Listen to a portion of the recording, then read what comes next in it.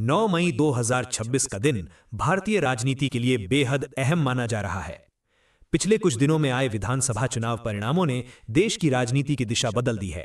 पश्चिम बंगाल, तमिलनाडु, असम और केरल जैसे बड़े राज्यों में हुए राजनीतिक बदलावों ने राष्ट्रीय राजनीति को नई बहस और नए समीकरण दिए हैं।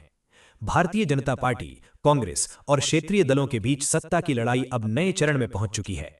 सबसे ज्यादा चर्चा पश्चिम बंगाल की राजनीति को लेकर हो रही है। राज्य में पहली बार बीजेपी सरकार बनने जा रही है। ममता बनर्जी के नेतृत्व वाली तृणमूल कांग्रेस को बड़ा झटका लगा है। चुनाव परिणामों में बीजेपी ने 200 से अधिक सीटों पर जीत और बढ़त हासिल की, जबकि टीएमसी काफी पीछे रह गई। ये परिणाम इसलिए भी ऐतिहासिक माना जा रहा है क्योंकि पिछले 1.5 दशक से बंगाल की राजनीति पूरी तरह ममता बनर्जी के इर्द गिर्द घूम रही थी। अब बीजेपी की जीत को प्रधानमंत्री नरेंद्र मोदी की बड़ी राजनीतिक सफलता के रूप में देखा जा रहा है। कोलकाता में आज होने वाले शपथ ग्रहण समारोह में सुरक्षा व्यवस्था बेहद कड़ी कर दी गई है।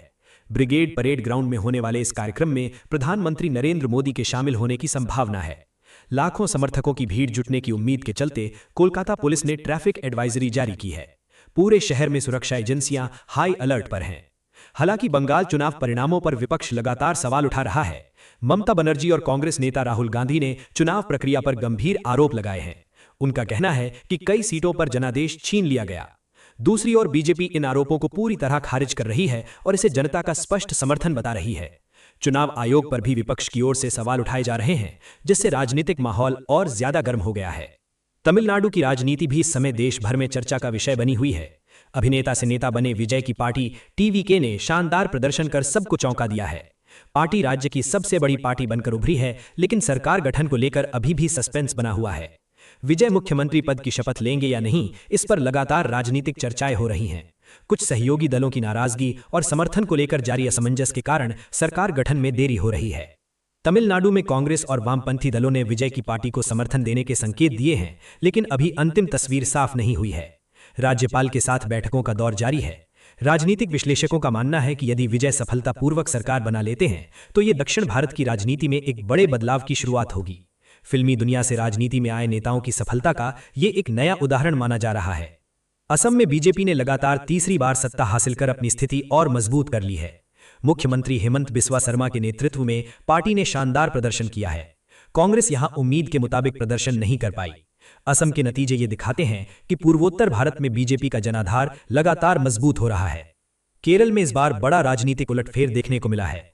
लंबे समय से सत्ता में रही वामपंथी सरकार को हार का सामना करना पड़ा है और कांग्रेस गठबंधन सरकार बनाने की स्थिति में पहुंच गया है। केरल की राजनीति में ये बदलाव राष्ट्रीय स्तर पर कांग्रेस के लिए राहत की खबर माना जा रहा है।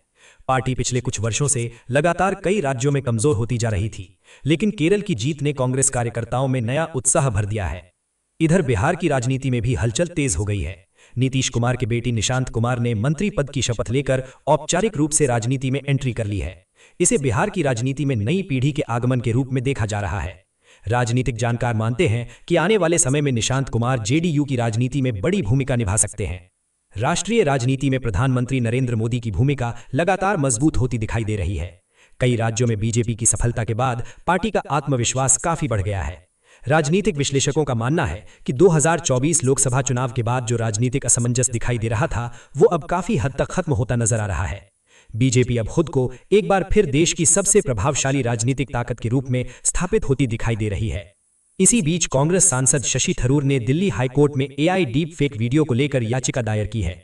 उनका आरोप है कि सोशल मीडिया पर उनके नाम से फर्जी वीडियो वायरल किए जा रहे हैं, जिनसे उनकी छवि को नुकसान पहुंचाया जा रहा है। अदालत ने इस मामले में केंद्र सरकार और सोशल मीडिया कंपनियों को नोटिस जारी किया है। ये मामला आने वाले समय में राजनीति और तकनीक के संबंधों पर बड़ी बहस को जन्म दे सकता है।